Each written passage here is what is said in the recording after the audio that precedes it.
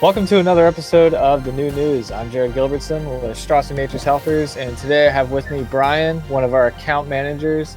Brian, my questions for you today is, what are we doing to communicate with our customers during the current changing status of the world and our industry and within our own company?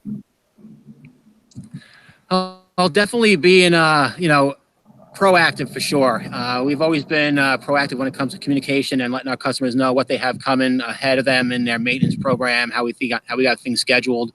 So it's just really keeping them in the know with everything going on. We're just a small part of their big picture. So one less thing for them to make a phone call to us before when we make the phone call to them first, and keep them apprised.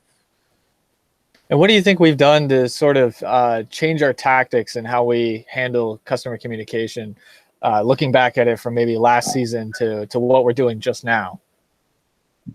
Well, definitely right now, it's definitely a lot of more electronic communication, whether it's, a quick email response, an acceptable text, or, we've even gone as far as, and I've had my first board meeting with one of our larger customers. We had ourselves a Google Hangout meets.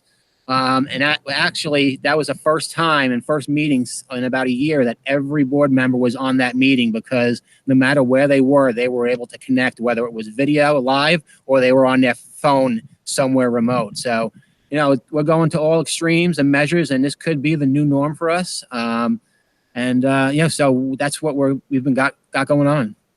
That's awesome. What kind of feedback have you gotten from some of our customers that we've been kind of stepping up our contact with? Oh, definitely, it's been positive feedback. It's been just the video blurbs that we've had put out to our customers over the past couple of weeks from our owner, Zach, just keeping them in the know as we progress and perfect our new way of doing business with all the PPEs and the requirements from the CDC. We're now going up what we feel above and beyond, and that's what the customer really appreciates. And it's been proven, because we've gotten definitely communication back through customers saying, thank you for what you've done. Thank you for going to these lengths. And we appreciate what you're doing for our community or our business. That's great. And we certainly, service a wide variety of commercial businesses. So, they all handle this situation differently. Is there a general vibe that we get from everybody in terms of like how they're reacting to the COVID-19 situation? Yeah, no doubt. We definitely, there could be an instance where I'm talking directly with a property manager for a large scale property with multiple hundred, couple hundred homes. And then a phone call later, I could be talking directly with a resident of a single owned home, privately owned home. So, as in speaking with a different variety of customers, it's still the same message. It's still the same job performance when we're on their property, as in required measures that we take and proactive PPEs and all that type of nature. The feedback is definitely it reassures them that we got things well in hand, especially with the 2-week shutdown that our owner felt was a good decision, and we were all backed by that, and it allowed us to prepare properly for when we went to the workforce, to protect our employees and to give our customers the service they're expecting. That's great. So how do you feel about the way we're handling this? How do you think the customers are feeling about us from your own perspective? I think it's definitely something that everybody's getting used to. Personal space wasn't something that we thought of, going back 3-4 weeks ago. Now, we're required to keep a certain distance of safe space. And sometimes the mind isn't trained yet to that. So it's between talking to a customer, whether it's a resident looking at home improvement projects, or a larger scale property manager touring a property. It's definitely something that we're looking at, and they're appreciating the measures that we're going to communicate and present to them issues that need to be seen on their property, opportunities that there are, at a safe presentation and environment.